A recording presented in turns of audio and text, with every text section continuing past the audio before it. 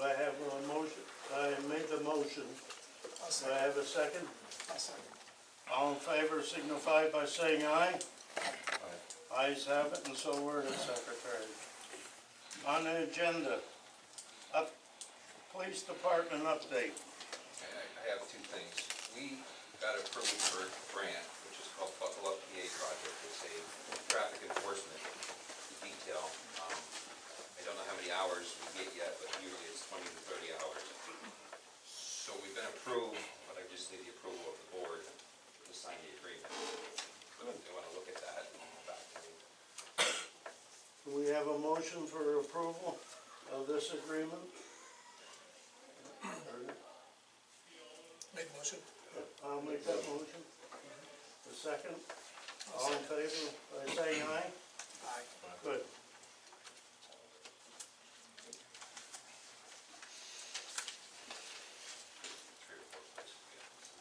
Oh, yeah?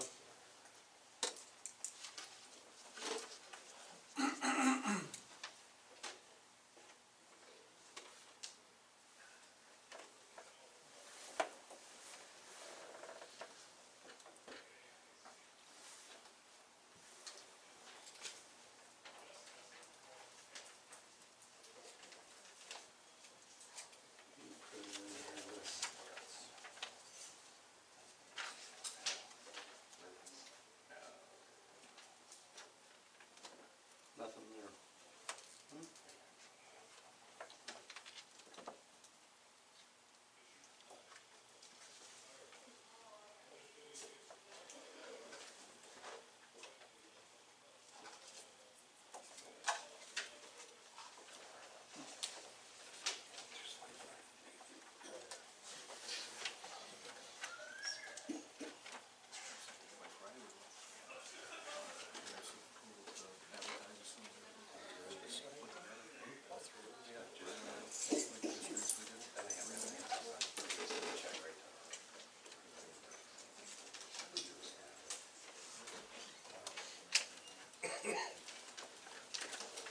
That's it. I just have one more request. I wrote it up. In 2017, over 150 people have died in Luzerne County as a direct result of a drug overdose. One of those deaths was in Dallas Township. Officer Rogers did an extensive investigation which led to the arrest of the supplier. This arrest was one of 3 in Luzerne County. Not only has drug use increased in Dallas Township, it is increasing in the Back Mountain. Over 95% of property crimes is a direct result of drug use. Officer Rogers was appointed by the Back Mountain Regional Drug Coordinator, by the Luzerne County Drug Task Force in 2017. The purpose of the appointment was for Rogers to organize cases in the Back Mountain and to work with other Luzerne County regional directors. Since the inception of this program, the working relationship has increased and the lines of communication have improved, leading to numerous arrests. What I'm requesting is for Officer Rogers to work on a full-time basis with the Luzerne County Drug Task Force. Rogers would still be available to cover our shifts if there was a call-off, to cover for overtime. And I believe having him there is a great opportunity for Dallas Township. And they have some statistics. 2016, Dallas Township had 24 drug arrests, and they aren't just the minor drug arrests, they're the dealing, they're the suppliers. 2017, that increased to 34. Now that doesn't include some people that we arrest, we flip them to be informants. And I have statistics on overdoses. From the Back Mountain Regional Ambulance, last year they responded to 242 overdoses. Now their area covers Kingston Township, Lehman Township, Jackson Township, Dallas Borough, part of Dallas Township. Kunkel responded to 67 overdoses, and they cover Dallas Township and parts of Wyoming County. And what we're finding is a lot of the drugs, it's not specific to Luzerne County, there's a lot of drugs in Wyoming County, especially Bullheim, Evans Falls. So the total overdoses last year for the 2 companies was 309. Okay, that company, obviously, they brought a lot of those people back. Some they didn't.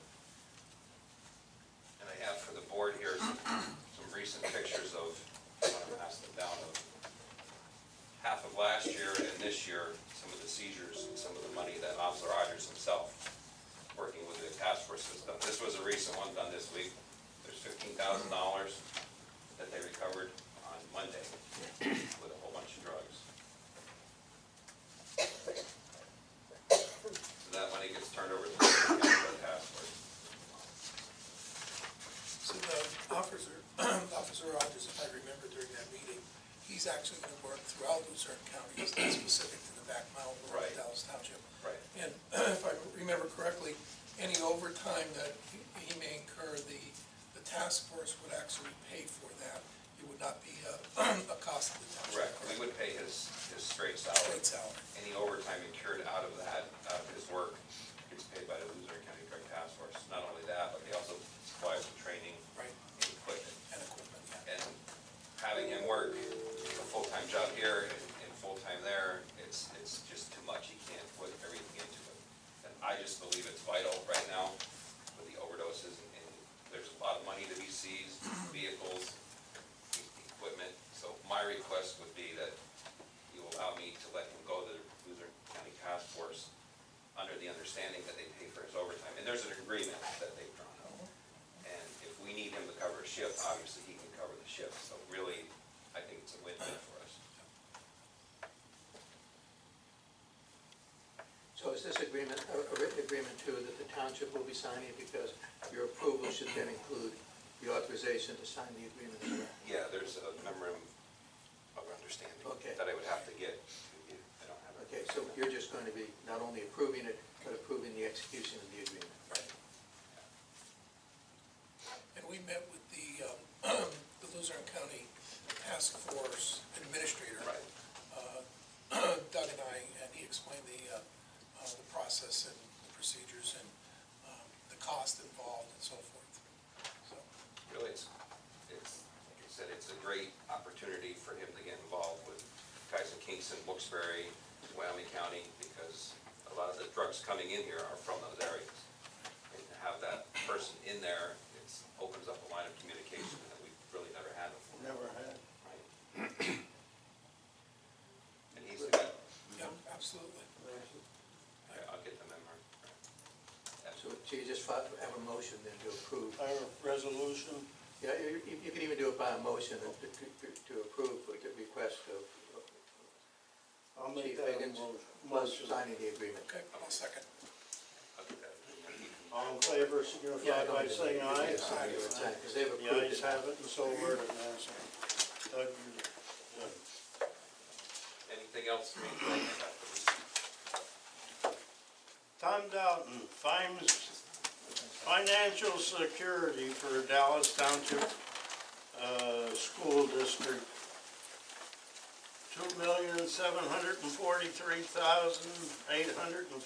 $2,743,855.40.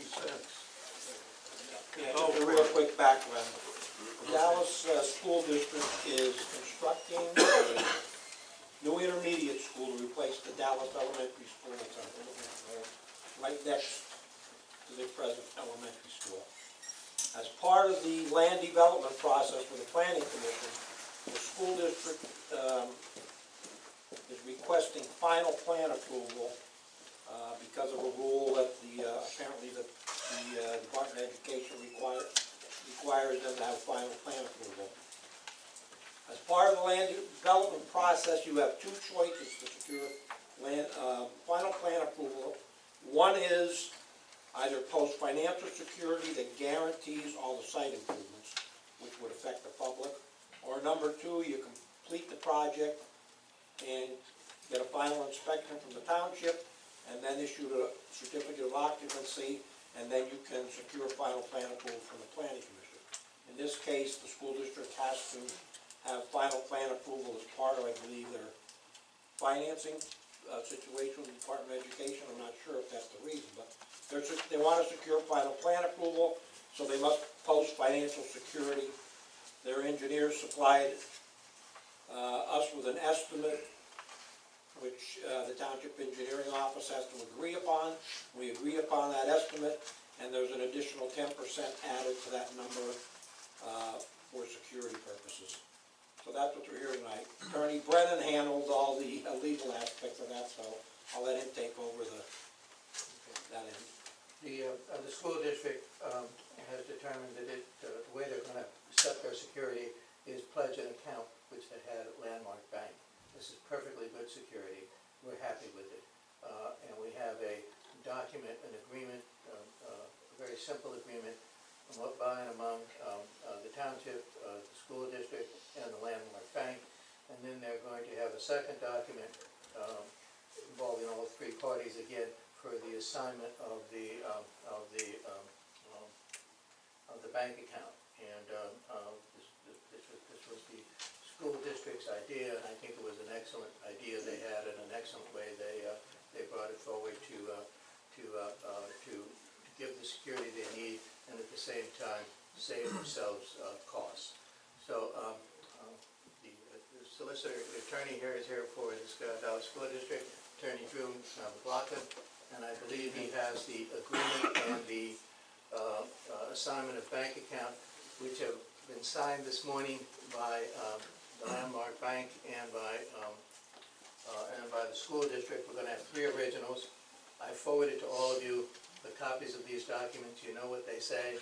So I would certainly recommend that you approve this and that we sign all 3 sets of documents. We're keeping one for ourselves, and we give the other 2 back to Attorney McLaughlin, who will see that one fully executed copy is given to the school district, and he will deliver another fully executed copy to the bank.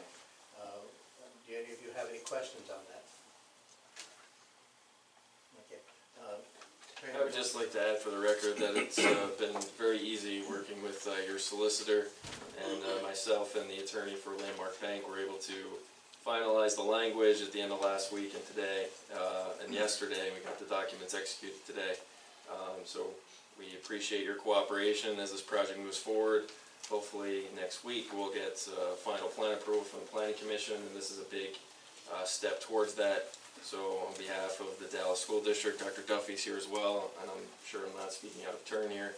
We thank you all for your cooperation throughout this process, as well as the employees of Dallas Township and the solicitor as well. So I have copies here of the agreement of the assignment of the account, and then the actual financial agreement for your signature. Now, we only have one, we're only requiring one signature.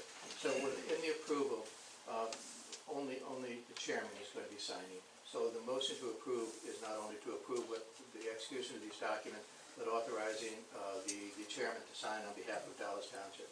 So if you would sign all of these, and they're all dated today, right here.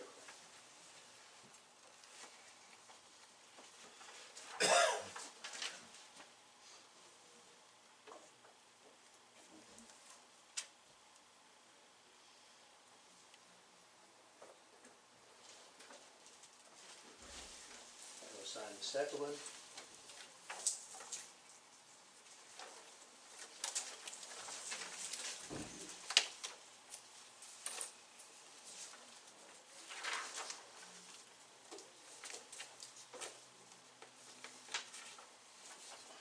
And we'll sign the third.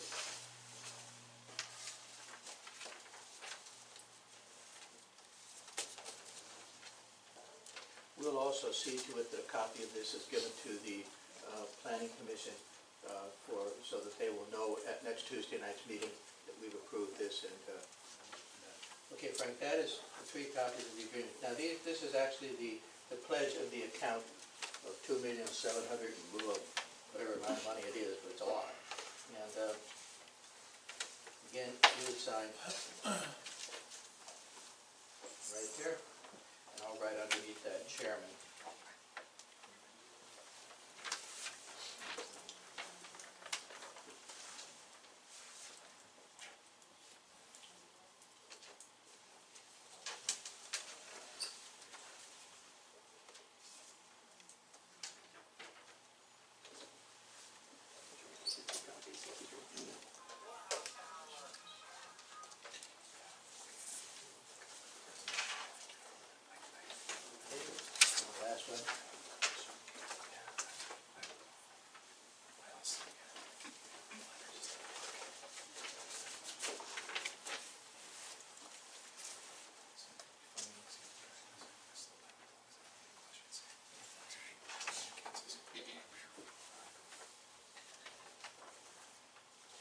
printing gets even worse than my handwriting. Sorry about that.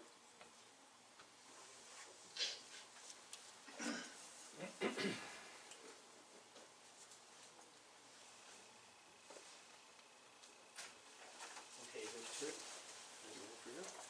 Okay, thank you very much for your thanks.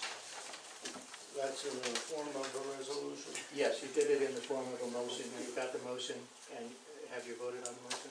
George did? And authorized Frank to No, sign? they didn't officially vote. I'll make that motion. I'll second. All in favor signify by saying aye. Ayes have it, so ordered. You're good to go. Thanks a lot. Thanks an awful lot. So you know, those funds are released upon final inspection of the project, once it's filled out. Okay, Thank you. Thank you, Terry Brown. We're gonna go cancel school now, so you have to. Good night, everyone. No school tomorrow, I can say that. Thank you. Abby Kilpatrick from the Dallas Kiwanis Club. Yes. Okay, go ahead. I sent you a file, and I want to apologize for sending you the wrong files, there was some misspellings in it. But the Dallas Kiwanis Club would like to propose a portable ice rink to use on a basketball court or on a tennis court. And maybe we would get the township to fill it with water and it would freeze, and the kids would have a place to skate. So we're coming to you to see if this is a doable thing, if there's a park around that we could use. And we would do all the work and all the labor and put everything in and take it all out at the end of the season. So, I understand there's a couple of parks in the area. There's one right off of 309 there, and there's another one in Kunkel? I don't know where that one is. Yeah, I don't know if that would really work there, that's more of a wooded area. Oh, I is think it? the Dallas Park over off 309, south side, is that the name of the road? Southside.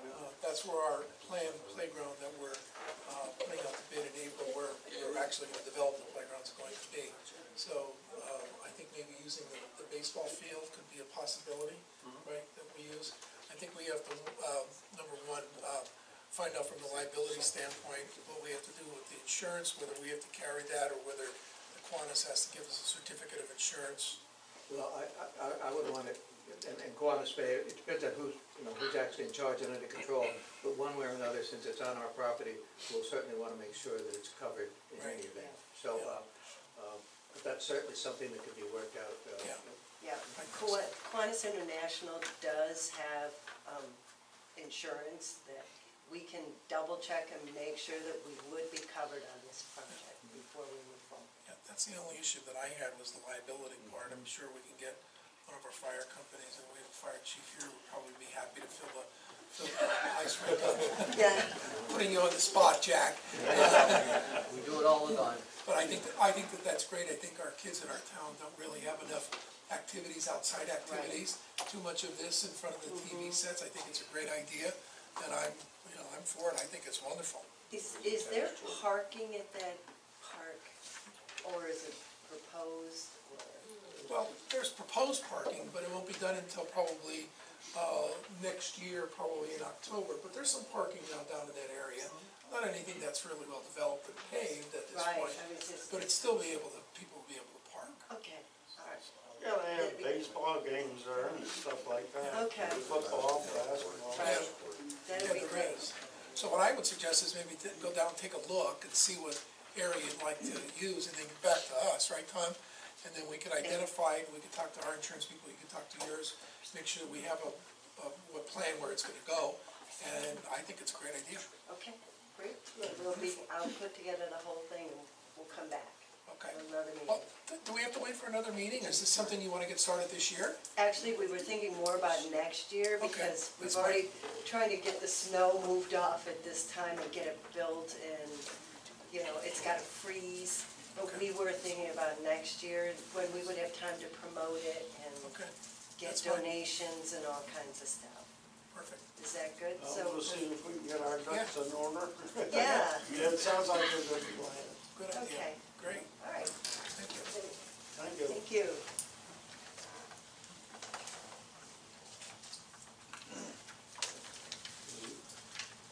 number 4, Joseph Zarnicki, from representative of U.S.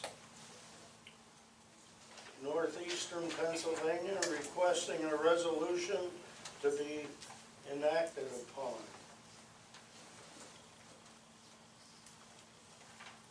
Is he here? No, I don't see him here. No. And I'm not gonna, nothing come through from Pat's about this. And I think it should be tabled to a later date. I have seen nothing in the magazine or nothing about it, so I'm not gonna be the first one to sign something I know nothing about. Okay? Okay. Number 5, Planning Commission comments on the conditional use for the Fellowship Church.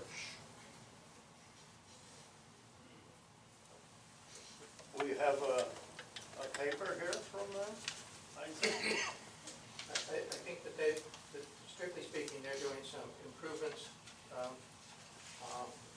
at their location on Hildebrand Road.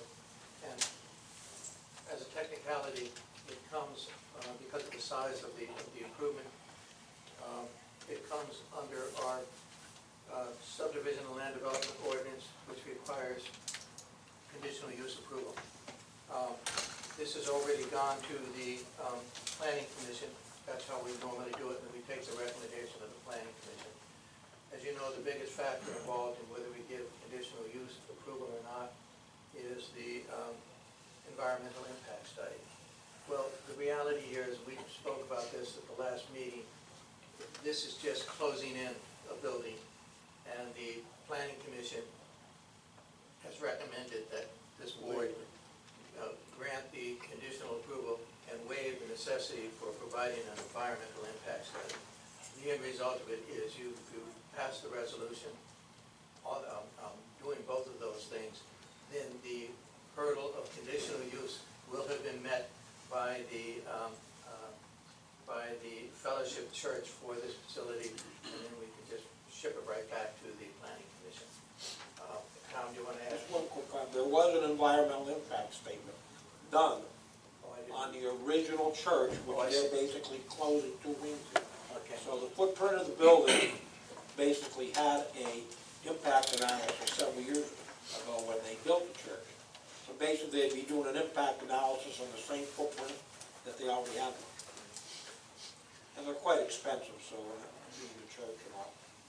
So if that is, if everybody's on board with that, I would suggest that do we have a formal resolution, Nancy, or are we just going to do this by motion? We could do it either way. Well, we have to have the public hearing and all too. Okay. Is anybody here, we've asked for that. Is anybody here to have any comments regarding the proposed expansion at the Fellowship Church on Hildebrand Road? No. Okay. So that you understand what we're talking about is this is already past muster for this building, and it's a horseshoe type of a building, and they're just doing some stuff in the horseshoe area, and it's not creating any new environmental problems at all. And the Planning Commission has looked at it and has agreed to it, said there's no new environmental impact problems, and has recommended it. So, and we've advertised today as the hearing, as part of the hearing. Okay. We have to, it has to be advertised twice, and I have it on for the March. Okay. Rewind everything. I thought today was the time for it, but we can do the same thing next month. Is that what you're telling me? Yeah. Okay. Yeah, with the days and all, but yeah. But take everything that I said today, and you'll know it next week, and we'll be all set. Sorry to take everybody's time with that explanation. Okay, that's that. Township elected officers, auditors approved a 2.5 wage increase for Supervisor Frank Wagner. The the new rate is $25.24 an hour. Number 7 is Dallas Township elected officers approve the rate of 2.5 wage increase for Supervisor Robert Wagner, the new rate $22.80 an hour. Them two, there's no action on. Motion to update the township's right to know policy to appoint Susan Maloney as right to know officer for the Township Police Department. I'll make that motion. Is there a second? Second? All in favor signify by saying aye.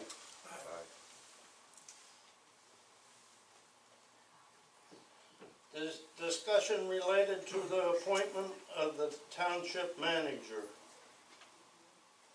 What do you want to discuss? I just want to update everyone what we plan to do.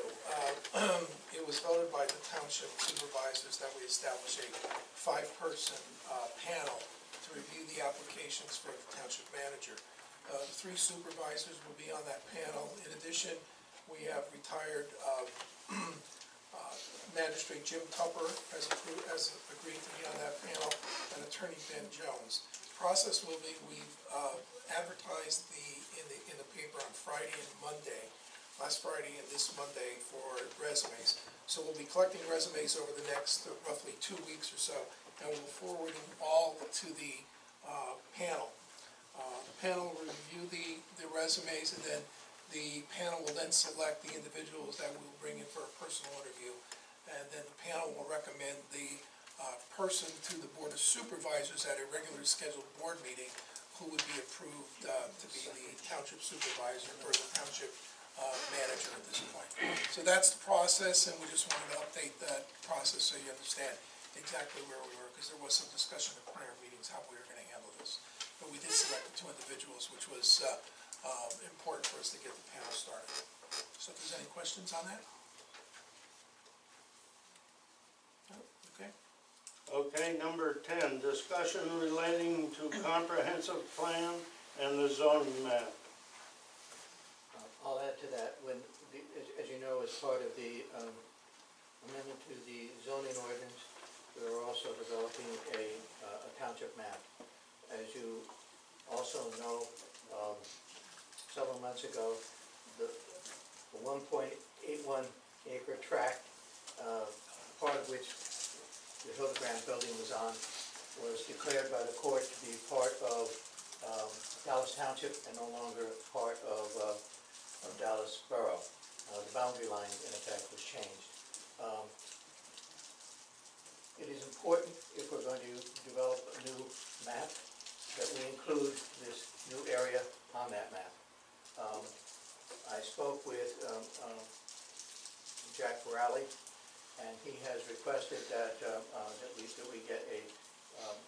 we give him written instruction or some instruction to include that parcel in the map, on the map.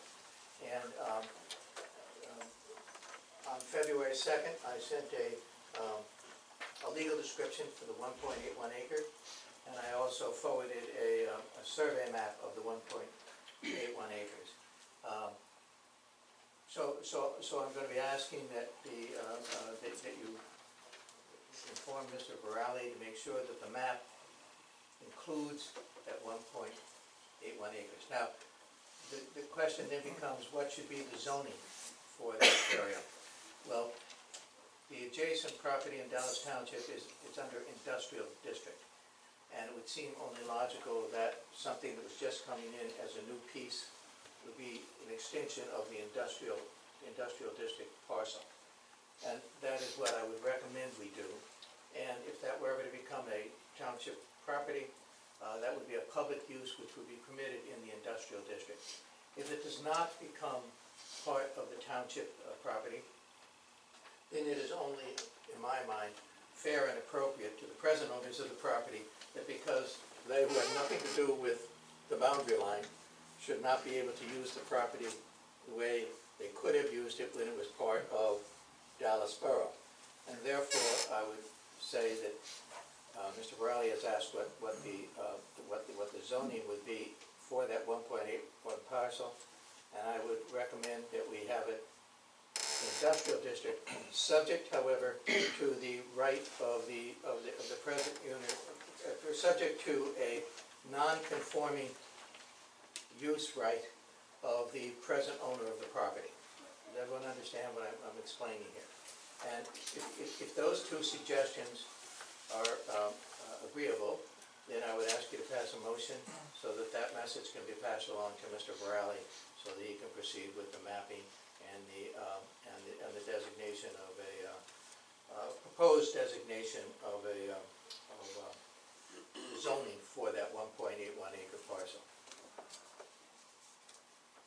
Okay. I'll make the motion that it be added to our industrial part of the township. Do I have a second? I'll second. All in favor, signify by saying aye. Aye. Aye. So we're the And secretary. just so we understand, that includes that we get the map done and that we also take the steps to protect the present owner of the property with the non-conforming use status. Thank you. That's all I have. Discussion on bill, oh, that's it. Motion to advertise for No, waste no, that's number containers for 11. spring cleanup to be Number held, huh? We missed 11. Oh, number 11? Discussion on building located on Cleary Drive versus, oh, okay, versus the present township building. Okay.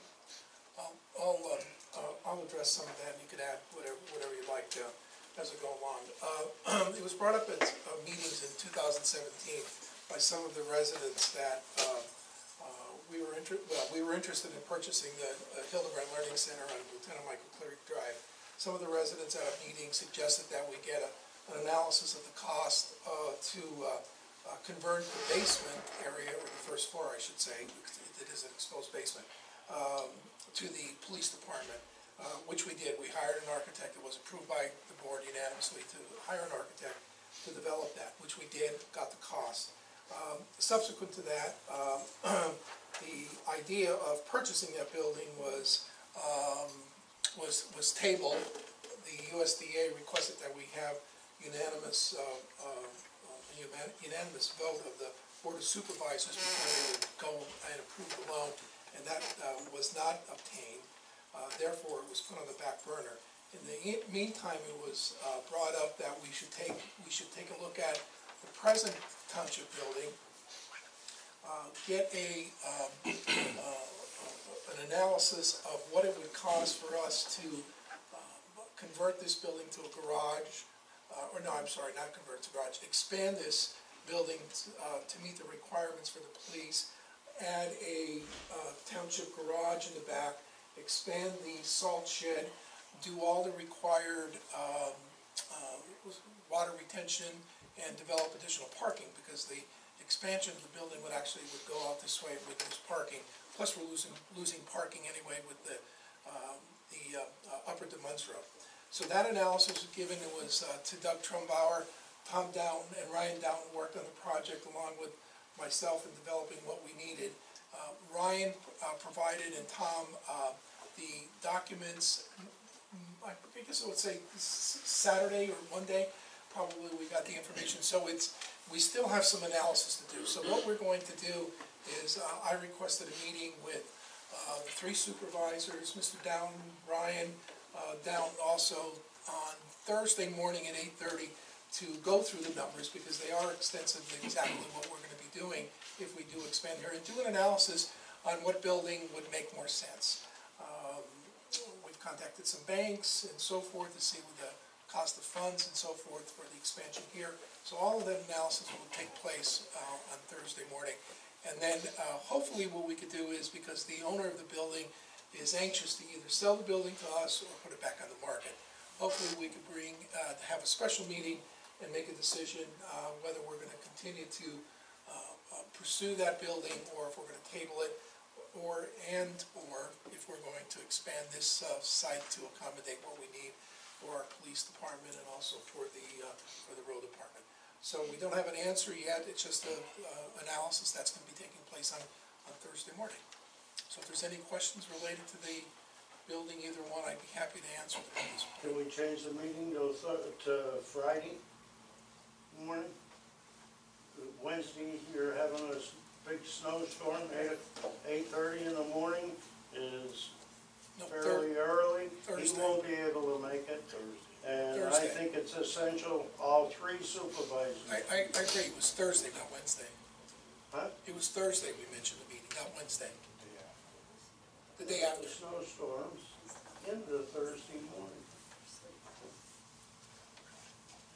Can we do it later in the day?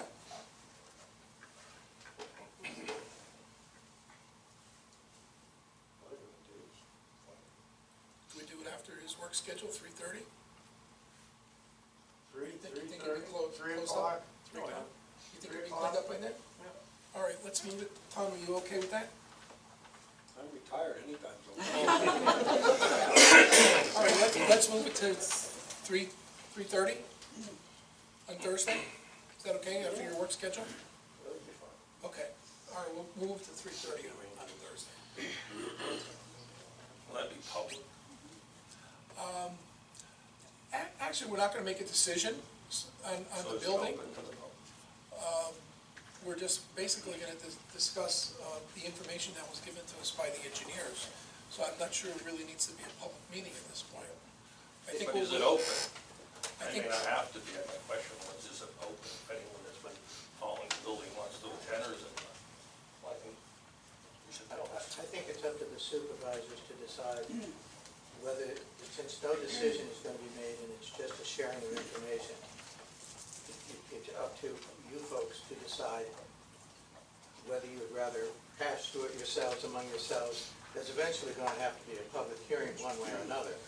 But I think if I understand you, you wanted to do it, just the three of you initially, but do whatever which way you want. What's your thoughts? Yeah, I think, Alan, what we wanted to do is we wanted to go through so everyone. No, it's fine with me, I was just curious, that's Yeah, all. I think, I had the advantage of working on this and understanding exactly where the numbers were coming from. And I was only able to give it to Frank and Tink today. So, they really didn't have the time to look at it. So hopefully what we're gonna do is, Tom and Ryan were gonna go through all of the different things that we needed for this property and how they came up with the numbers, so they will understand where we are coming from. And then we would do it at a public meeting, most likely, because we have to get this, we have to either move on the building or not. We probably will schedule a public meeting before the March meeting and make it probably like a 6 o'clock meeting so the public can attend and ask questions.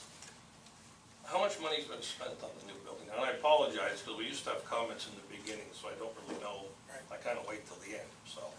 Well, with the deposit that we had a $10,000 deposit that everyone agreed on, architects, legal fees, appraisals, right now, the township is in somewhere around between $40,000 to $45,000 of township money has been spent on the building. And this was originally approved to purchase by So, motion. all three supervisors at the time approved all of those costs going forward. Yes. And could you remind me what the purchase price was of the new building? The new building was $1,315,000. And then, was there an estimate of what the total cost would be with the renovation? Because I understand that didn't include the basement. It did, the basement renovation was estimated by an architect to be approximately $315,000. Our police department worked with the architect in developing exactly what they needed, the showers, the cell, the armory, and so forth. So that's where they came up with the number. Actually, the architects that were hired were the architects that worked on the Butler Township. I believe Butler Township has a new building. So they had the experience in developing a police station. So that was a plus. So at the end of the day, you would have a $1.65 million approximate total cost? Well, we have some soft costs, of course. There's architect's fees and there's transfer cost and some other estimated closing costs that Tom came up with.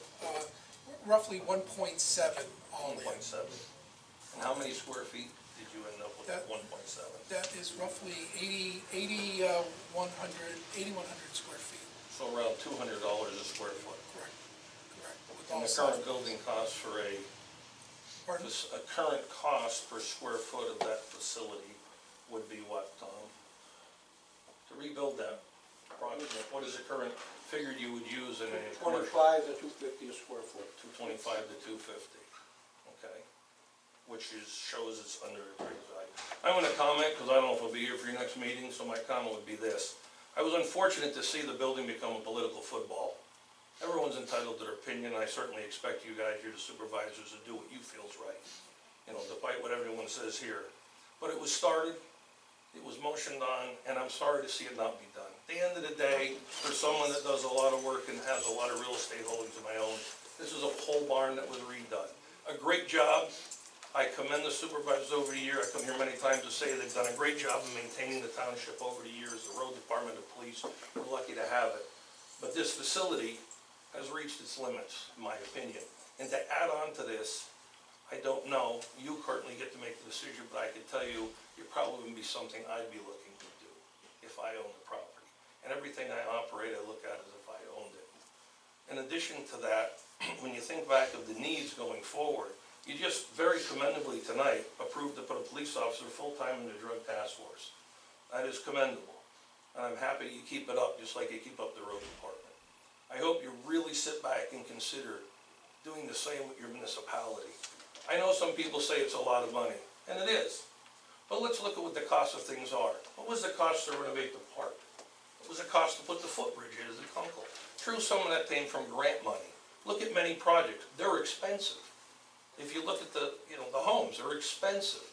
And you look at the buildings, I know we're seeing costs of $350 to $400 a square foot to build a purpose-built building with technology.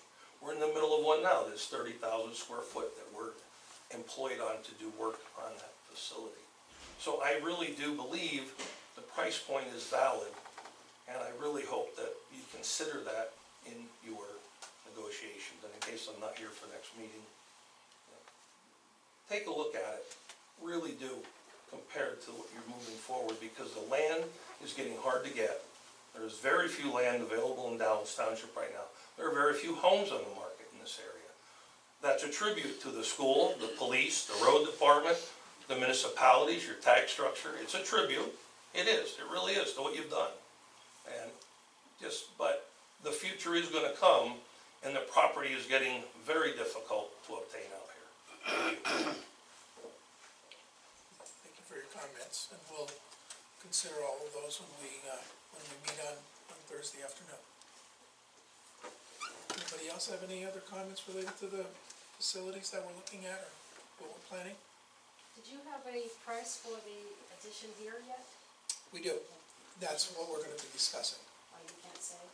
Well, I want to make sure we go over those numbers.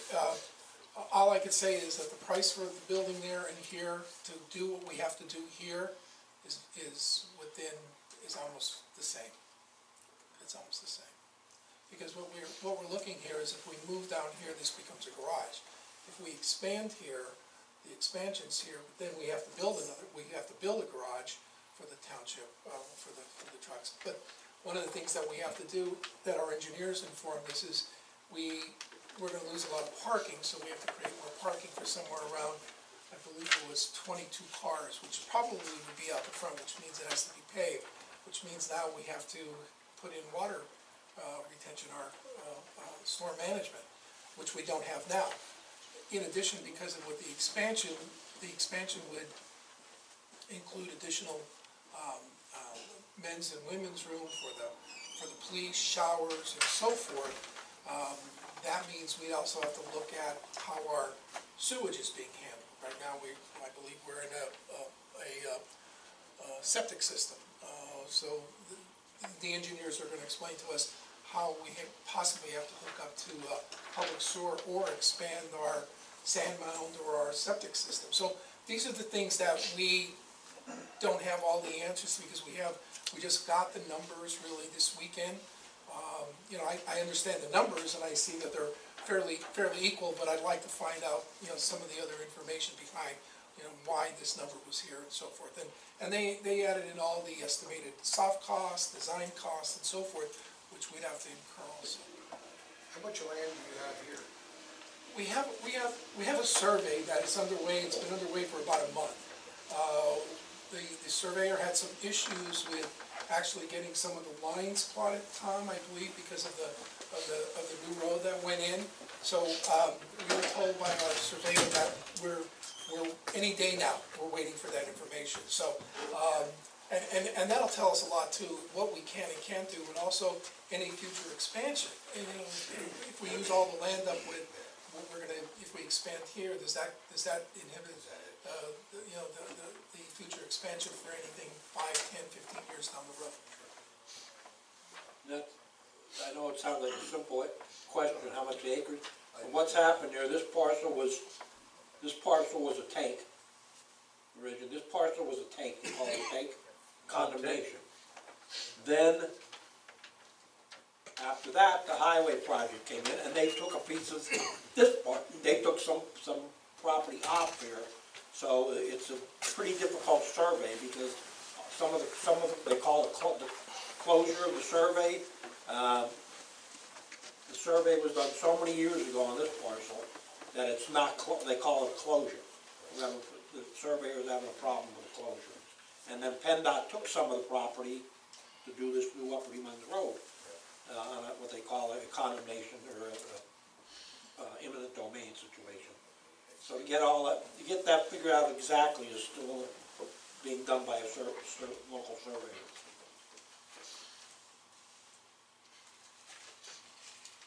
Okay. Number 12, motion to advertise for waste containers for spring cleanup to be held May 7th through May 12th.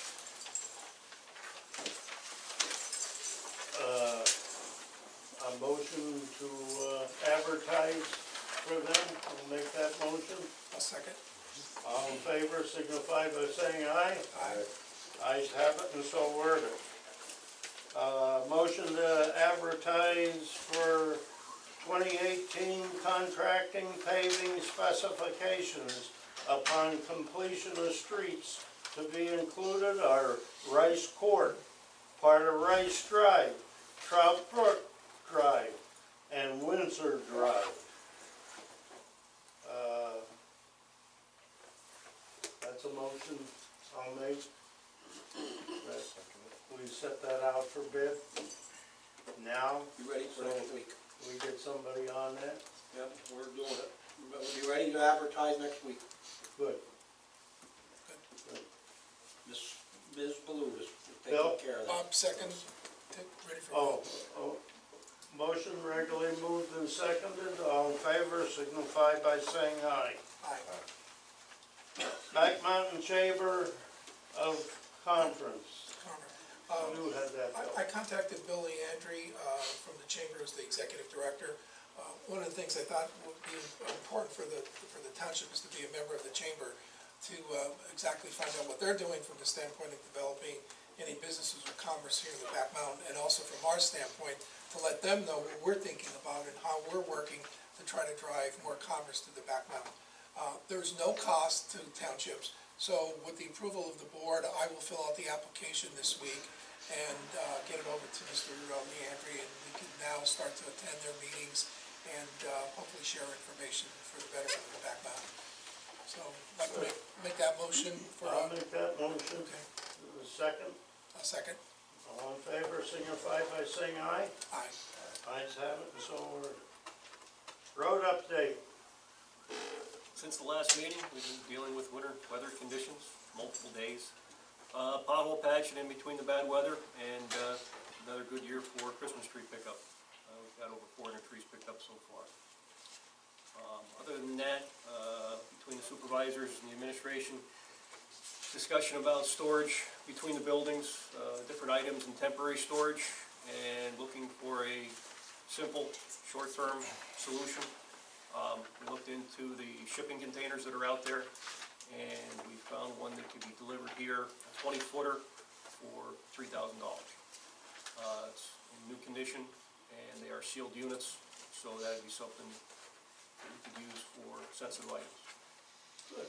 So you're talking about the records in here, you can be in the container? Yes, Okay, from the standpoint, so that'll be self-contained off on the property somewhere? yes. Any issues with humidity or weather or anything that might destroy any of the records? We could take care of that with either putting dehumidifier or any kind of heat, but yeah, we've looked into that for anything for temporary use. Yeah, we can make something work. Should we wait on that until we find out what we want to do with the buildings? Because if we expand either this building or we go down to the other building, we might have adequate storage to do that. Right now, we have 3,200 square feet here in this building. With the expansion in both, we'd have almost 7,000 here and 8,000 on Cleary. So should we just hold off until we find out what we're going to do on Thursday, if we're going to move forward? Thoughts, questions? Frank? Well, there's no hurry because Just a quick question. The subdivision and land development file, which I think most of these cabinets are filled up with, you've got to keep them in a controlled environment. Yeah. There's engineering drawings in there, and what happens, I found out the hard way, if you store them outside with no heat, and then they get so much humidity from the winter, they'll run and you won't be able to re-stay them. Take a lesson from Luzerne County that's had issues with their storage for They'll years. ruin it. And They'll it's ruin everything. ruined, they're gone. Because they were in a unheated, unair-conditioned concrete building. maybe plan to then. Yeah, they have to be in an air-conditioned and heated building. See Cornell out there, see what he wants for them. That house, It's not gonna work, Frank. huh? That's not gonna work using that building for what we talked. There's not sufficient room. No? No. Okay, we'll hold off. Yeah. Anything else, Frank? That's it? Okay, that's it? Okay, citizens' comments. Jeff Dwyer's on there first. Jeff Dryer, I live at 45 Dorchester, Dallas. I own a property at 212 North Main Street in Shavertown. Adjacent to that property is a developed property by Pizza Paul. And the property is owned by, I think, the estate of Charlie Gordon. The driveway permit was issued in order for Pizza Paul to open his business. And it was stipulated that he had to have a driveway out the back to Main Street. And I have some issues with the issuance of that permit. First of all, the statute shows that the first 25 feet cannot have more than an 8% grade. And if you will look at these pictures, we're thinking that it's more like a 12%. I've seen them, so I know. No, you didn't see them. Second issue is it's not paved. And it's my understanding that the first 25 feet from commercial property going to a road like that has to be paved. Third issue is on the December meeting, I brought this up and it was agreed that we'd take a look at it. Okay, so we investigated, found that yes, we have to have a 15-foot setback with no portion of this driveway in that 15-foot area, all right? So, stones and boulders were put on the driveway, marking an area would be approximately 15 feet from my property. And here we are. That was mid-December after the meeting here, all right? As I say, we need a 15-foot setback, and there can be nothing on that. No portion of that driveway can be on that setback. And as you can see from these pictures, there's quite a bit of it. But here's a picture from 4 days ago. If you look at the placement of the boulders, somehow or another, they moved back over toward my property onto the 15-foot easement. Now, I don't know how that happened, but it happened.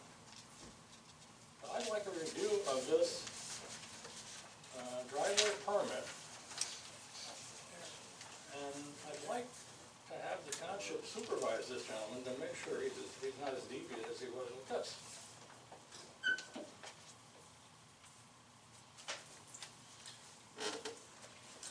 The radius from the entrance into the drive to the other person's property, to Mr. Gar's property, isn't there required to be 15 feet to that radius starting onto the To the main road? start of the radius can go inside the 15 feet, because that's right away, that's not private property. Okay, so it He can go has, inside. you can put the apron of the radius within the right of way. Now where it straightens out, where the radius starts to straighten out, that's gotta be 15 feet. The edge of that radius. The radius can go out in the right of way, close to 50. That's not the property, your property line doesn't go out in the right of way. And that's what it's all about. So he widened his driveway again to accommodate access to the main street. My way of looking at it, it's illegal. Tom, did you take a look at this, you and Martin? No, nobody's seen it. I just realized this a couple days ago, that he'd moved the boulders. So, all you ask, I don't want to take up your time now. Should Just we look have at it. Tom and Martin go take a look? Yeah, let me know what you Tom want. and Martin or Carl? I know Carl's nothing the about one the boulders being moved, okay? And to blacktop is right away right now, there's no blacktop plants open. He said he'll take care of them in the spring. That's what he said, when the blacktop plants are open, because you can't get blacktop right now to pave. But of course, that's poor planning on his part. I mean, you know, just because he can't complete the project, it's his fault. It's no one else's fault. And a permit should not have been issued without that payment. You can't make excuses He like met that. the requirements of the zoning hearing board. When that hearing was going on last year, okay? I'm talking about Let me finish. When that hearing was going on, you were here. You were told there's a 30-day appeal process. I wasn't here. Okay, well, there's a 30-day appeal process for a hearing, after the zoning hearing board gives their decision. Nobody appealed this to the higher court of Luzerne County. So when the stipulations come down from the zoning hearing board, okay, I have to issue a permit. I can't go off of what the zoning hearing board says. You've got to give him, once he gets those stipulations in that report, I have to give him a permit. I can't say no. Look at these pictures though, and then tell I me what you did. think. No, you The didn't fact that see. you give him a permit is one thing, okay, but if he installs it incorrectly according to our regulations, I understand that, but I didn't know about the boulders being moved till today. okay, so, I think maybe we should go down, Tom and I and Martin should go down and look at it. absolutely, I think that's what you. I don't think there's lots of driveways in there unpaved, so paving season. Yeah, Most of the asphalt plants don't open till April 1st. Right. right. But I know several homes where there's dirt driveways right now being built with new homes. But you can't get asphalt now. Well, my biggest issue is for him to And get there's the no approval. stipulation that says you can't start a home or put a driveway in because it's the winter. Well, he puts the boulders in so that he gets the approval. And then when he gets the approval and access to Main Street, he moves the boulders over. What do you think of that? We'll look at it. All right, well then, Carl, Martin, and Tom will take a look at it and report back to us.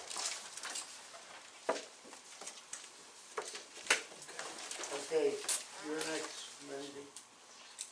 Hi, I'm Robert Manning, this is my wife Donna. We were here back on September, or actually beginning of October. We were the ones that had the roof put in our front door.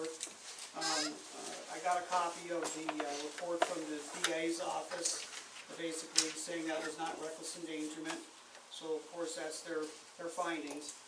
However, unfortunately I haven't been able to make the past few meetings because I was away on business and I had some surgery done. So I'm here today to try to find out what you're going to do to update the gun range ordinances and which ones were reviewed. Okay, let me start off by saying I'm very sympathetic to the issue because I live in the woods and I'm constantly mindful of somebody shooting something. What I did find out was that the ordinance that we have follows very, very closely, almost identically, to the Pennsylvania Game and Wildlife Ordinance. It basically says that people can fire their weapons or archery within certain safe zones. If they violate that, and you know what our ordinance says. Right, yep. Okay. If you violate that, it's a summary offense. And it's a summary offense under the Pennsylvania Game and Wildlife Code as well. Okay, so there's a $200 fine. And actually, if I had my choice, I would, instead of using our ordinance, I would use the Pennsylvania Game and Wildlife Code, because if you do it twice, then the penalty goes up to $500 or something like that. There was a gentleman here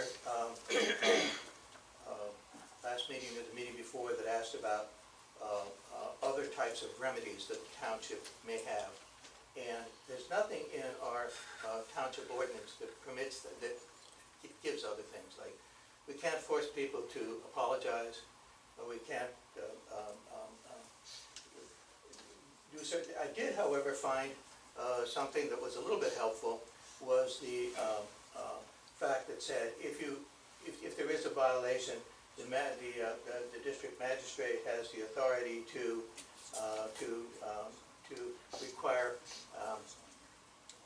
damages for property damage, money for property damage. But you know, that really isn't, you know, so I called some, I'm not a criminal lawyer, but I did call some friends, on both sides of the fence, the criminal lawyers and the defense lawyers. And basically they said, why is the township, this shouldn't, now, I'm going to put aside what happened in your situation for a minute, but they said, wait a minute, what we should be doing is, first of all, if someone is just violating it and there is no damage other than their violation of the ordinance, you can either go under your township ordinance, or you can go under the Pennsylvania Game and Wildlife Ordinance, and whichever one you went through, that would be fine. I'm going to say also, however, the doctor called me a couple of years ago with the same problem, and the difficulty of finding out, proving that somebody shot something somewhere is extremely, extremely hard. And say, well, I hear the guns, or I hear this. You got to actually have proof of what happened. Which, But this is just generally speaking. But the person, actually from both sides of the aisle, on the defense and the prosecution side, said, Tom, what you should be doing is, don't get bogged down in an ordinance. If something really happens, you don't want to, this is just a very limited ordinance with very limited remedies. There's a whole criminal code which should apply if someone destroys property, if someone is recklessly endangering someone, if someone commits an assault. All of these things should be prosecuted at the county level, where there are real remedies and there are real crimes. So, and that, quite frankly, makes sense to me, even as a resident, as if I'm sitting on your side of the table as well. We're not trying to develop a parallel universe where we have our crime code. We can't do that anyway, but we can't have our crime code and their crime code.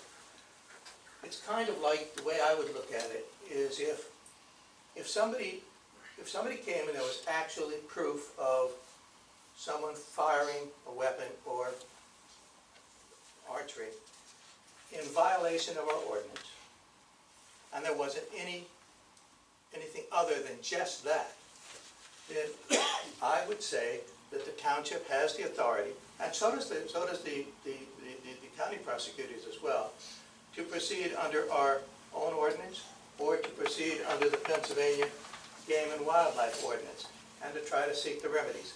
The remedies are not much. The remedies are very limited, and you know, just a couple $100. If, however, there's a situation where someone is harmed, property is harmed, that should be prosecuted pursuant to the Pennsylvania Criminal Code. It's either a, let me see what some people told me criminal mischief, just assault and battery, anything of that nature that you would proceed with. And they are the people who would have the expertise and the ability to prosecute it. We're not equipped, and we're not supposed to be equipped to develop criminal laws and enforce punishments for the crime. If it happened on my property. Again, because I'm telling you, I'm not unsympathetic to what you're saying. I know you're Okay, sympathetic. so I have throughout my entire property, through the woods and everything, I have signs. No hunting, this is keep off it and everything. And if I come across and I see that someone has a tree stand on my property, I tear it down. I don't, I can't go over to somebody else's property and tear their tree stand down, but I can do it on my own. And boy, if I find somebody has fired something in violation of my ordinance, then this is what I am going to do. And if they if something hits my house, or God forbid hits any of my children, I'm not going to be worrying about getting a $100 or a $200 fine. I'm going to be going to the district attorney's office, and I'm going to be prosecuting under the criminal code to the extent that I can. One of the things that troubled me a little bit, and I wanted this is one of those things that may have been fortunate in a way. The idea that somehow, if you violate our ordinance, and we tell you you violated our ordinance, don't do it again. And if you don't do it for 10 days, there's no punishment. Well, that's not right. And that was what that should never be what our attitude is. If somebody, even if there's no harm to anybody or anything, if we can prove they violated the ordinance, we should proceed under either our ordinance or under the Pennsylvania Game and Wildlife Code. If there is, however, something beyond that, for example, in your situation, then I really don't want to necessarily I don't want to say use the word mess around with the small ordinance, because I'm also concerned, I don't want double jeopardy to come into play, where somebody says, you got to bring all the crimes at one time, and then somebody says, well, we had the summary judgment with the magistrate, now you can't proceed further.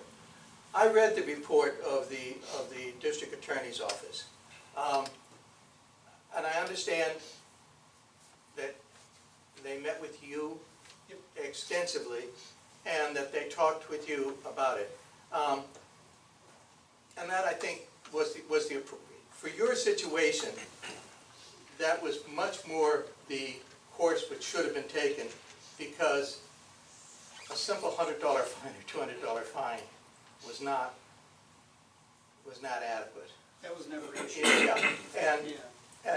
And so, were I to have known about this in the very beginning, and someone called me and said about it, I think I probably would have said, well, let's call the police, let's get the district attorney, and let's treat it under the criminal code.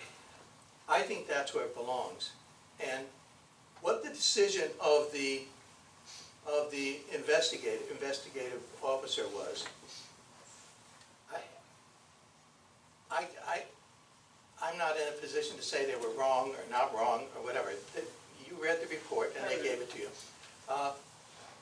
For the gentleman who was here a month or two ago, I wish I could have given him the assurance that somebody would say, I'm sorry, first and foremost, even if it was an accident. I understand, I don't know whether you were ever compensated. It took 3 months. Okay, and it took 3 months. It really wasn't that big. I mean, let's face it. We weren't talking about millions of dollars here or something like that. I mean, I was more worried about putting my family, my neighbors in danger. I think you're completely justified with that, and thank God it didn't happen. But our enforcing that ordinance, which is all we would have the power to do, wouldn't have, improved or gotten as much out of this as the county investigation. Because the reality is, I'm dealing with a Pennsylvania Game and Wildlife Committee code which permits people to do what our ordinance permits them to do. And yes, they have a punishment for it, but and actually the wildlife code, the punishment is a little bit more. I can't force, if there's real harm, then we can go to the county and we can ask them, we can ask the district attorney to enforce its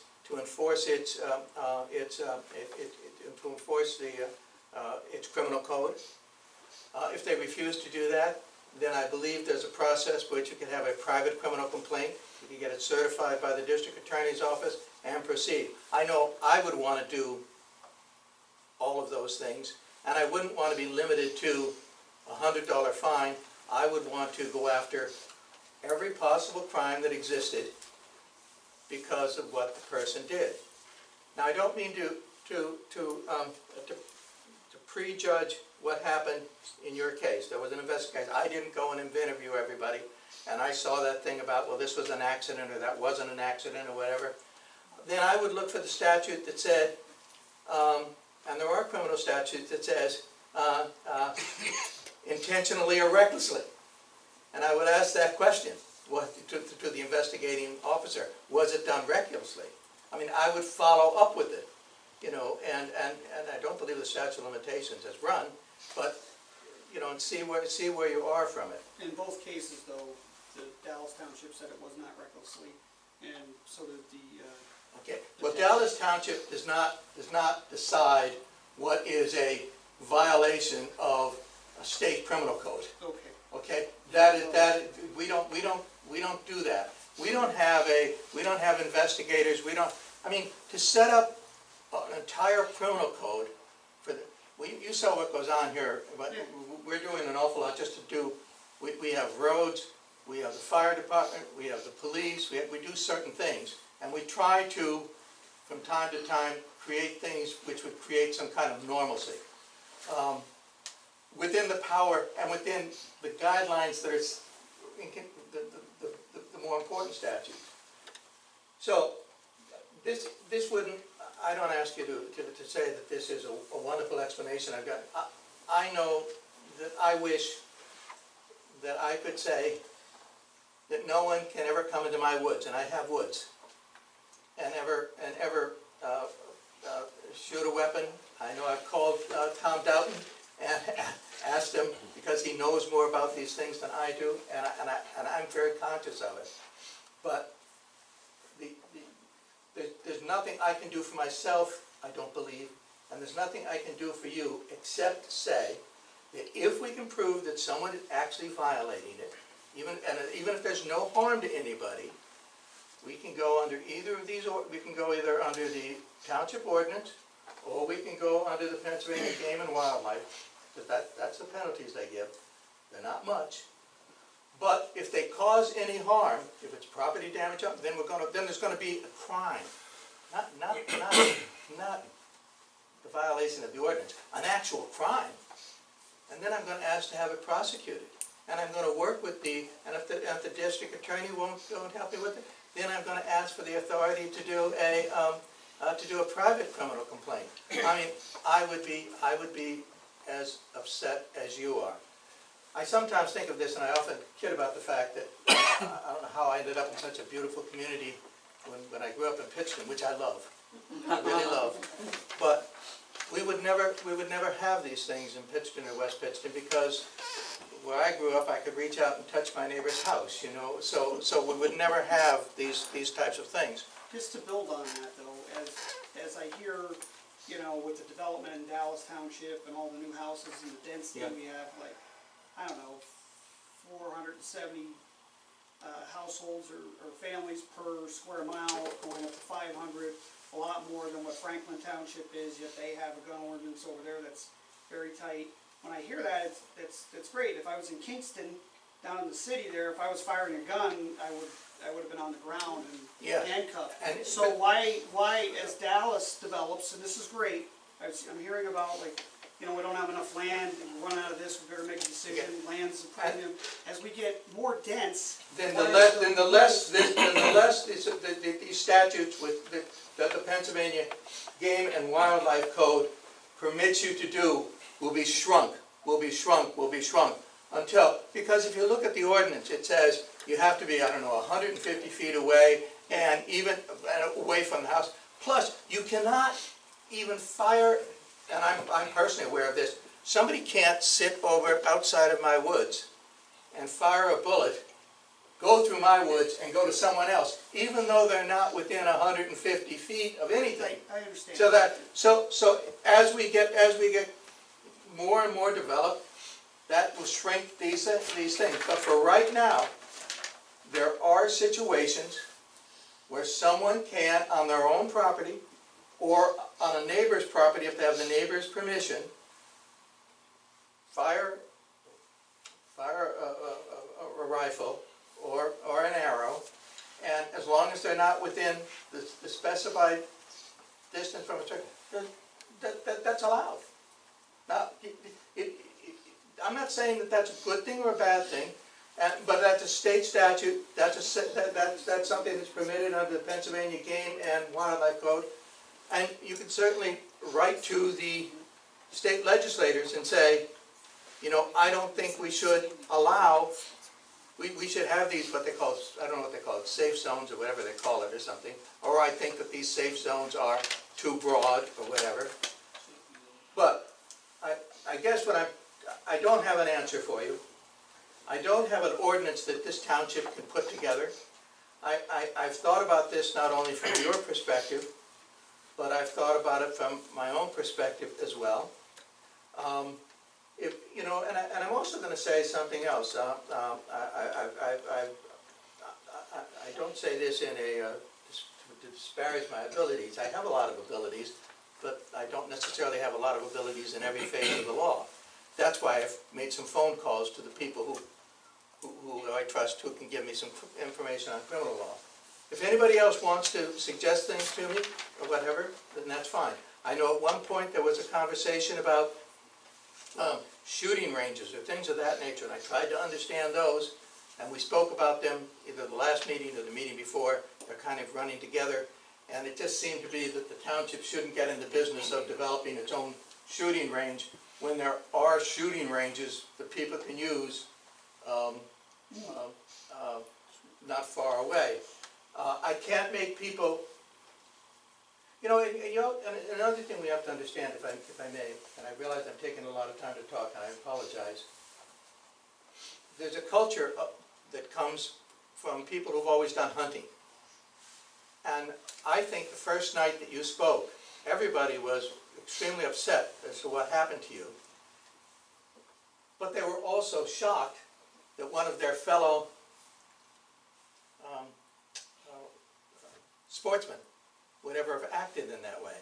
So I don't think anybody wants these things to happen, but that's the best I can do for right now, but I'm open to anything else. But I do want to assure you that I've taken the time to look at the statutes, talk to people, and try to learn something that doesn't come as a natural thing for me.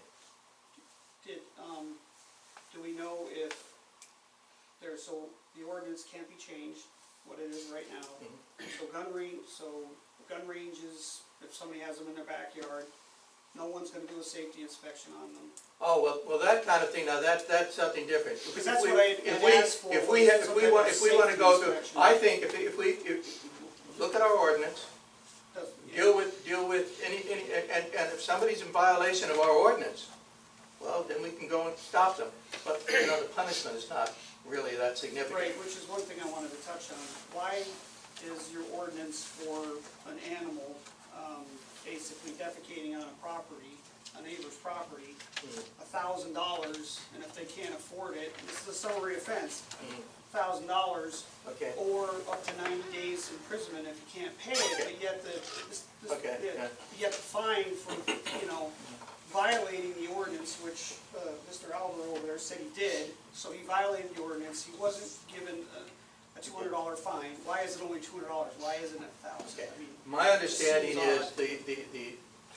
the way I understand it, this was, I could go maybe $100 more for the summer events. I don't know about the defecating the dog with what the place Yeah. was there or something of that That's nature. it. And a lot of times these things get picked up from other statutes, from other statutes, from other Yeah. statutes. But you go down to the magistrate, and the magistrate will say, I'm sorry, sir, but the summer offense that we're allowed to, and now, and I wouldn't mind, I wouldn't be objecting if I could make it 300, 400, or anything like that. But, you know, from my point of view is, that's still kind of small potatoes for how dangerous the whole situation is. It's, you know. that's what I'm saying, even at 1,000, it's dangerous. It's dangerous, And- you know. And I had suggested that there be some type of safety inspection. If you can't change the Yeah. boundaries, the 150 yards, you know, which is 450 feet, Yeah, it's just, you know, thank God my son or a passerby wasn't killed when this bullet, actually 2 bullets. One hit my door, the other one went over by my neighbor's property. Were recovered. Pretty dangerous situation. Dr. Dreyer over here said his neighbor, which I don't know if he's here or not, had a bullet in his house a few years ago, brought it to the Dallas police, you know. Mr. Dreyer, is he related to you? Dr. Dreyer, right there. My dad. Yeah. Oh, okay. So, yeah, so. Okay, well, you were the one that were talking about last time then about, not, you know, Yeah, so- I don't know how many people have these official places, but, you know, if they're, I wouldn't know who has. There's still 2 over by us, and Okay, well. and one's on Upper DeBunt's Road, and the other one's in Goodley Okay, Farms. well, you know, And- I and think. I don't know if they're safe or not, but, you know, if I'm a little kid, and I've been working from home once in a while in my office there, during my recovery, and, you know, at 8:30, 8 o'clock, you know, you hear it going off. And I know exactly where it's coming from. And it's like, if I was a little kid standing at a bus stop hearing gunfire going off, I think I'd be pretty upset about this. It's like, why is this a normal, this isn't hunting season right now. If it was, then you know, like I mentioned in the first initial meeting, my wife and I, we knew that there's hunting going on around us. We didn't let our kids out in the yard during hunting season, okay? We don't even let our dogs out in the, out of the Because hunting season. it's, For the you know, exact a hunter same shooting his reason. gun, he's looking at the best way, he's shooting, Okay. and if he misses, you know, but in this case, it was a gun range, and my understanding from the report is there was 2 ricochets. I have no idea how 2 bullets could ricochet in the same exact direction. That sounds to me like I'd win the lottery if that could happen. But according to this report, 2 bullets ricocheted in the same direction, and that doesn't make sense, okay? So, but I know what you told me to do, so, but that's why I'm thinking, I can't change that situation, that's over with, okay? But what I could ask for to help defend the rest of the Dallas Township, you know, residents here, is for an ordinance change or something added to it to make it a little bit safer for us. If you're not allowed to because your hands are binded by some state law, then I guess that's what it is. But if it's not, if there is something that you could add there, that even maybe this, you can't change the distances, but you can go out and inspect them, to make somebody with common sense look at these things. This never would have happened. This never would have happened. Excuse me, And that's, I'm sorry to get emotional here, Oh, I don't but it mind seems that. like it's going nowhere. And, you know, the next time, somebody might get killed. And then they get killed, and there's no change. They're gonna be looking at the township supervisor. No, but they would be looking at it, they'd be looking Plus at the the person. criminal laws Right. of the Commonwealth of Pennsylvania and murder or manslaughter, and that's where they should be, not being enforced by this township. I'm just saying, if But- there's no change or even to look at it, it just seems like we're just Okay, denying well, it. I don't know. I'm not a lawyer, so. No, and that's fine, I'm not asking you to be a lawyer. But if there is something on the ordinance that we can do, and realize that we are hemmed in by a statute, a state statute, which permits people to do these types of things. It's called the Pennsylvania Game and Wildlife Code. But, you know, But does that refer, sir, does that refer to gun ranges, private gun ranges? well, it almost covers the same, Because a gun range is Can I- different. can I they call it Okay. the safety zones. All right. Wait, I'm a hunter safety course instructor, okay? I teach hunter safety courses, okay? The Pennsylvania game law, what he's talking about, okay, is you cannot hunt within 150 yards of a structure. Hunting, not target shooting, I know, Anybody can target shoot in their backyard. I took the course too. Okay, I mean, anybody you're an can- instructor, so. Anybody could target shoot in their backyard. Our ordinance states they were target shooting in their backyard, okay? That's what this was, just target was set up, and from what I understand, they were shooting at the target. Nobody said anything about a gun range or anything else. I'm sorry, sir. I thought that if even you were target shooting, it needed to be at least 150 yards away You do. from the property line. Okay. You do I it wanted to from a confirm. structure, not from a property line, a structure. You know, ironically, one of the meetings before, when a lawyer accompanied another gentleman who lived in the neighborhood, he looked at the case and he looked at our ordinances, and he said this person violated about 3 of them when he shot that bullet. And you know, we talked about ricochets, and you mentioned ricochet in the report. I didn't see the report. My neighbor that had a bolt land on his garage, came to this police station. They said it was a ricochet. I don't know, with our limited resources, how we determine something's a ricochet or not. I would assume that would be a ballistic test or forensic investigation using some complex math. So I'm not sure how, especially with 2 bullets flying in the same direction, the oddity of that. You know, it seemed like it played off because it was a ricochet, then it doesn't count. I think what you said earlier made a lot of sense. You know, you don't often get the person that shot the bullet when you're dealing with these cases. Ironically, in this case, we did. We had a person identified who shot the bullet, or bullets. So it would seem to me then, okay, you finally got the guy. Hold him accountable to the zoning ordinance. And I know you mentioned criminal law and getting to the backs of this. I don't think that's the point in any of this. I think the point, and I don't know, I can't speak for Bob, but the point is simply to keep people a little safer. And it's not the amount of money, it's just the fact that somebody was actually held accountable for something that they did wrong. They broke our code, our zoning code. So I think that's the take-home point. It's not to punish somebody or to lock somebody behind bars. It's simply just to keep us all safe. And I think that, and I commend Bob for coming out and putting the effort forward, because you all know I've only started coming to these meetings because of this issue, and Bob's been to a number of meetings, and it's really important. And we're looking out for the greater of the community, not just to get revenge on this person. That's not what it's about. I think I said that were we to have that situation again, instead of telling them they had 10 days not to do it anymore or anything, it should have gone to and it will go to them again. And if it is more than that, then it should be taken down to the county level and ratcheted up. And if it doesn't get ratcheted up, you have the ability to ask to file a private criminal complaint. That is how I would say to proceed, and that's the best I can do. But I do want to say that, and were you the gentleman here that was here a month or two ago? Yeah. Okay. You know, you were saying the person didn't apologize, they didn't pay anything. I can't do that. I can't do that. I would think that would have been almost. Well, I didn't say that. I believe Mr. Wagner had said he apologized and Oh, paid, okay. and I said I don't believe that was the case. Oh, So okay. I wasn't looking for an apology for Bob. Okay, but I would have liked to have seen it. You know, I mean, we all would do.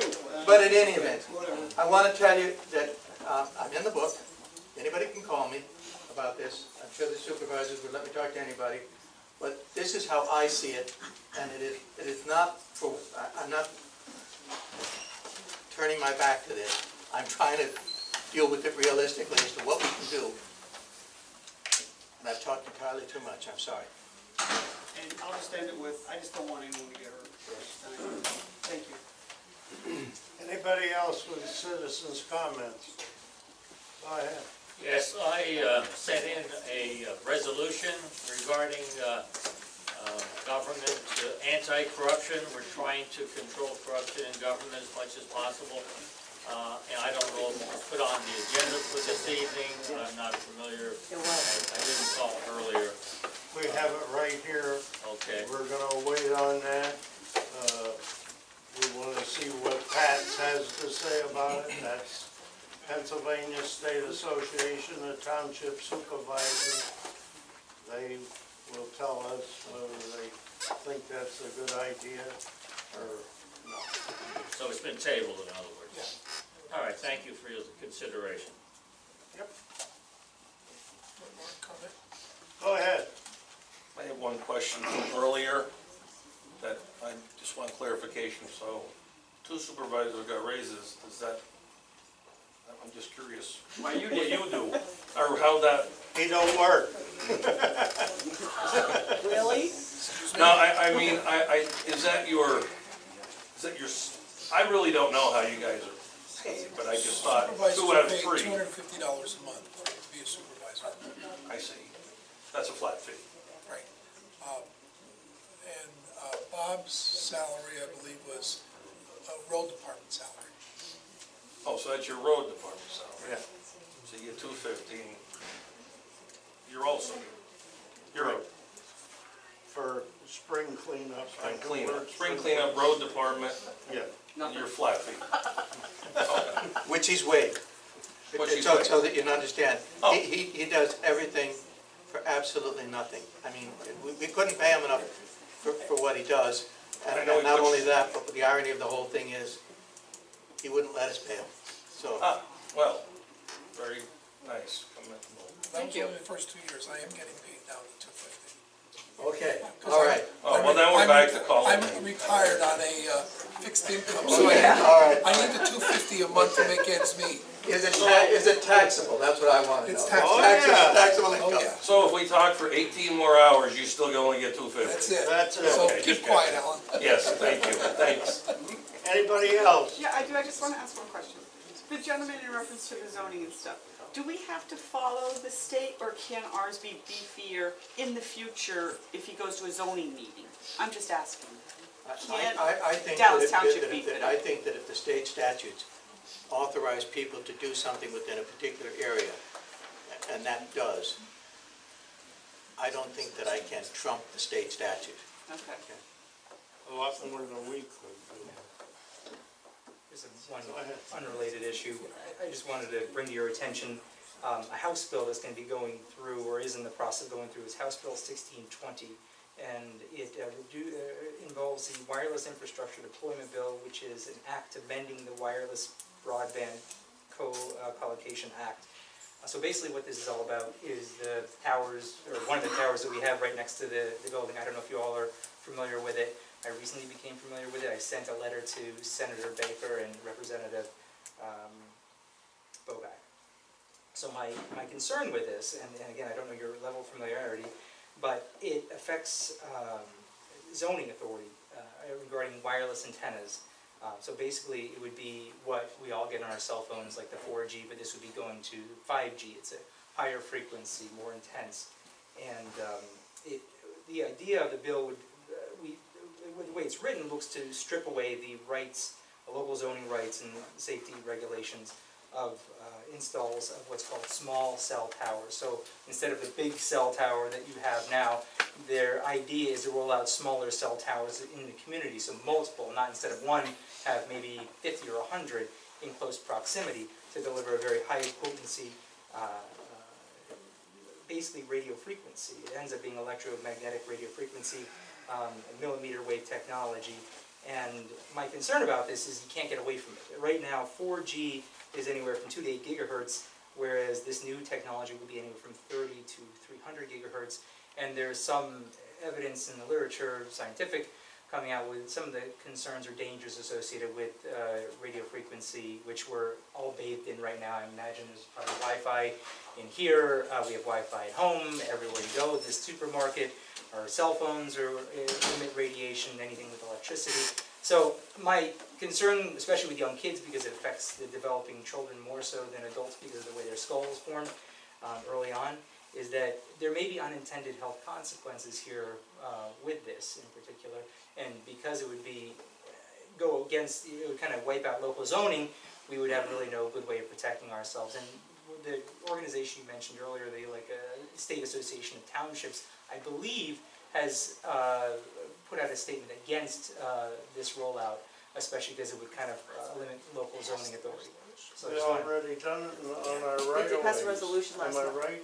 Oh, we're Against it. oh wait, you're way ahead of me then. We try to be. You could have just cut me off early. I'm sorry. It's all Great, done. thank you. Yep. Anybody else? Motion to adjourn. Second? Second? Okay, all in favor? favor say aye. Thank you.